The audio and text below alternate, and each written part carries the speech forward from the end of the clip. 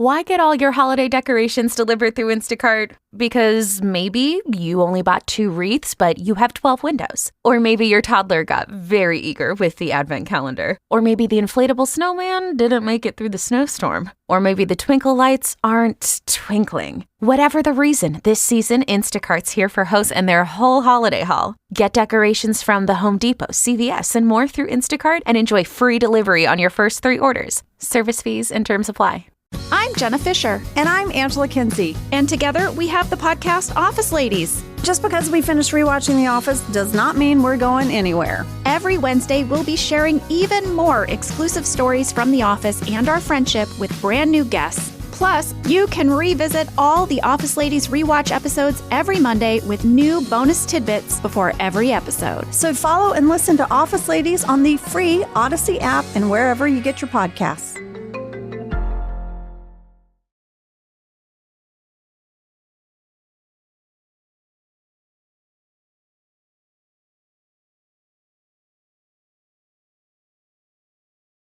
The holidays are all about sharing with family. Meals, couches, stories, Grandma's secret pecan pie recipe. And now, you can also share a cart with Instacart's Family Carts. Everyone can add what they want to one group cart from wherever they are. So you don't have to go from room to room to find out who wants cranberry sauce, or who should get mini marshmallows for the yams, or collecting votes for sugar cookies versus shortbread. Just share a cart and then share the meals and the moments. Download the Instacart app and get delivery in as fast as 30 minutes. Plus, enjoy free delivery on your first 3 orders. Service fees and terms apply. I'm Jenna Fisher. And I'm Angela Kinsey. And together we have the podcast Office Ladies. Just because we finished rewatching The Office does not mean we're going anywhere. Every Wednesday, we'll be sharing even more exclusive stories from The Office and our friendship with brand new guests. Plus, you can revisit all the Office Ladies rewatch episodes every Monday with new bonus tidbits before every episode. So follow and listen to Office Ladies on the free Odyssey app and wherever you get your podcasts.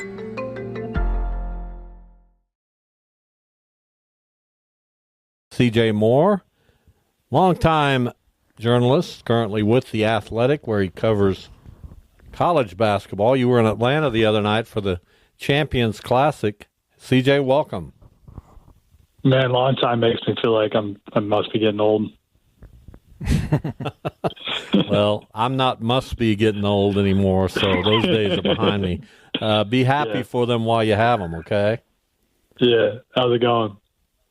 Going good. So you were, as we said, you were in Atlanta. Great nightcap between Kentucky and Duke. I could watch that every night. Not so much in the opening game. Neither team really played very well, and I think the growing sentiment was, while we know KU's really good, we don't know that about Michigan State anymore. What's it take to get this field changed up, maybe? Well, I mean, it's not going to be anytime soon because I think they just re-signed through 28, I believe. And, I think the whole thing was Michigan State's idea to begin with. So I would assume you'd have to get the other 3 teams on board to boot them out, or maybe it's just an ESPN decision. But I don't see it happening. But I'm with you that, Michigan State, about 4 years ago was still pretty good. The last few years have been okay, but it would be more fun if we could get like a Connecticut or, a team that's done really well the past few years in there, just because Michigan State, that game has always been like the first one each week or each season now. Like whoever's playing Michigan State plays in the first one, and then you get the game everybody wants to see in the second one. I don't want this to be a leading question because you might have, 30 examples, but I'm just curious, in today's college sports and college basketball environment, what does the average fan, do you think, get into? They never really know where anybody's playing. The biggest stars are usually freshmen that come and go after a year. There are teams that have been pretty consistent at the top, but what do you think is the draw for that average college basketball fan these days?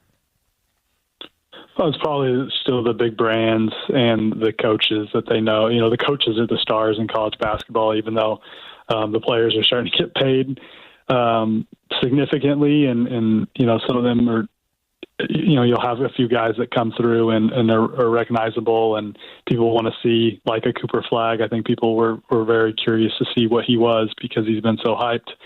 But I think the coaches are the stars, and the name brands are still something people will tune in and watch. But the constant move of players has definitely probably hurt in terms of the average fan wanting to, I know that guy, he's been at that school forever.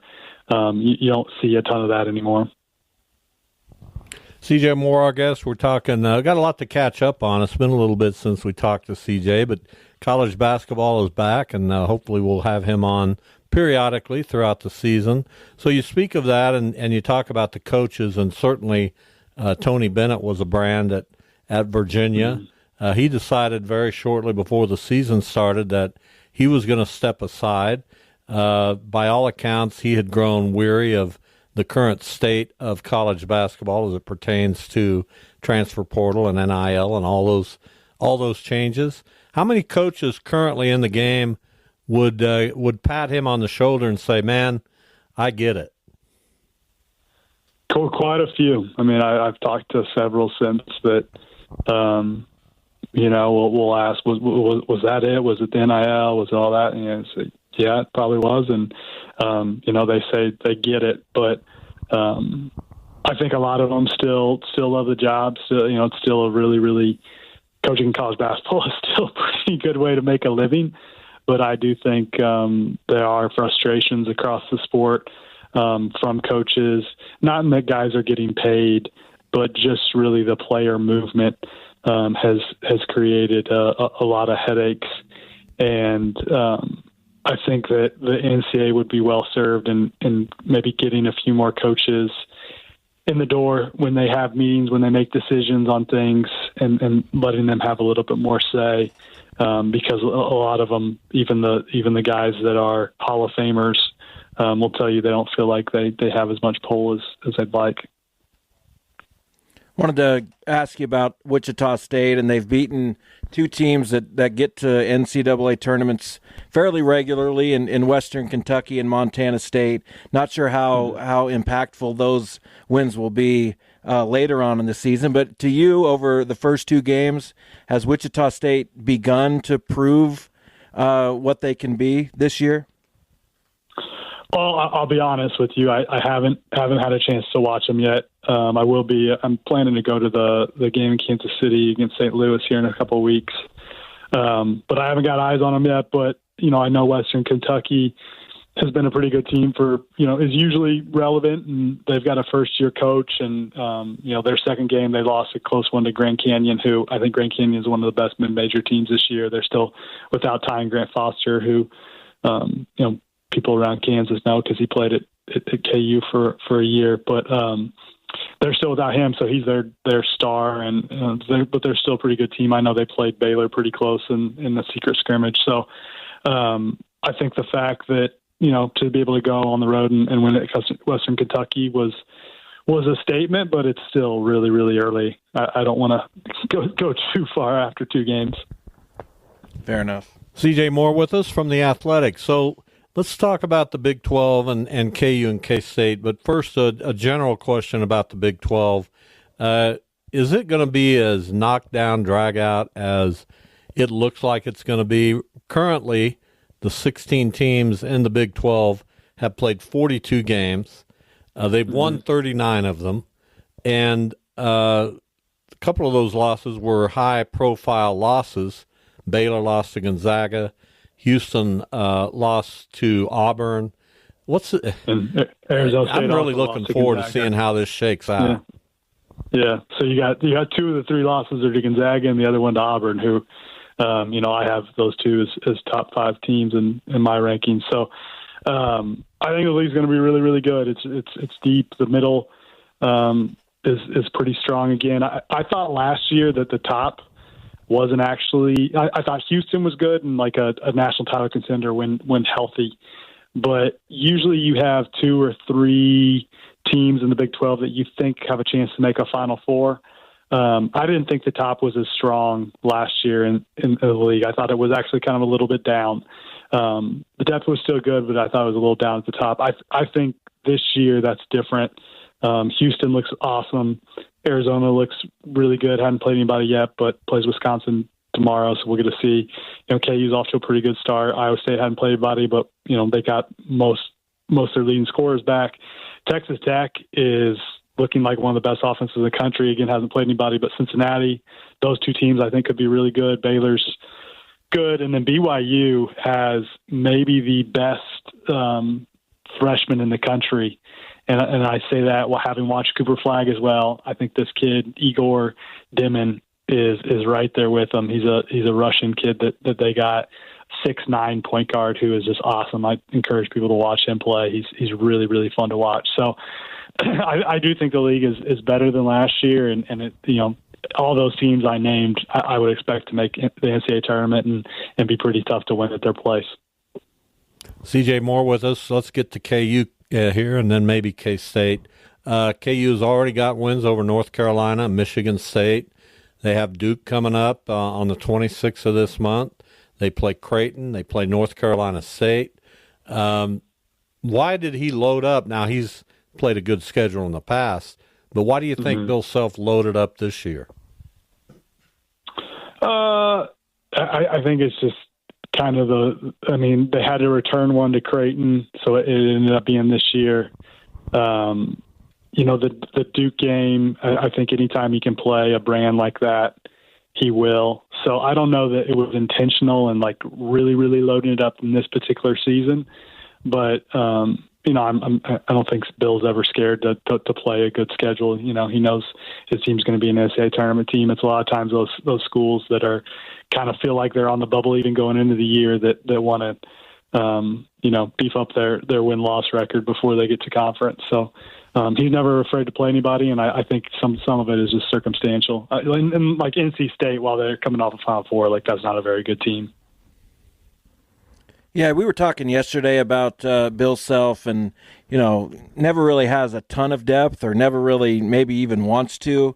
Pretty comfortable playing 6 or 7 guys. Do you think 8 is the number this year? That's kind of been what he's going to early on. Do you think that gets trimmed, or do you think maybe even some other players begin to work their way into that mix? I think Shaquille Moore, the transfer from Mississippi State, who's been hurt, he will be in the rotation. I'm pretty confident. Bill says he's his best defender. He likes him a lot. I think he'll be part of the rotation once he gets back. Now, does that cut into Diggy Coit's minutes? Probably. Does he get pushed out of the rotation? I don't know. Maybe. But once Moore gets back, I think that'll push it to 9, at least for the time being. Shaquille Moore is going to play in big games. CJ, we always appreciate your time talking college hoops. We'll get back with you in a couple weeks and then get some updates, okay? I hope I'll watch the Sockers by then. Appreciate you guys. No worries. We put you on the spot. We're known to do that. But that's the way it goes. Thank you. Take care. Bye-bye. I'm Jenna Fisher. And I'm Angela Kinsey. And together we have the podcast Office Ladies. Just because we finished rewatching The Office does not mean we're going anywhere. Every Wednesday, we'll be sharing even more exclusive stories from The Office and our friendship with brand new guests. Plus, you can revisit all the Office Ladies rewatch episodes every Monday with new bonus tidbits before every episode. So follow and listen to Office Ladies on the free Odyssey app and wherever you get your podcasts.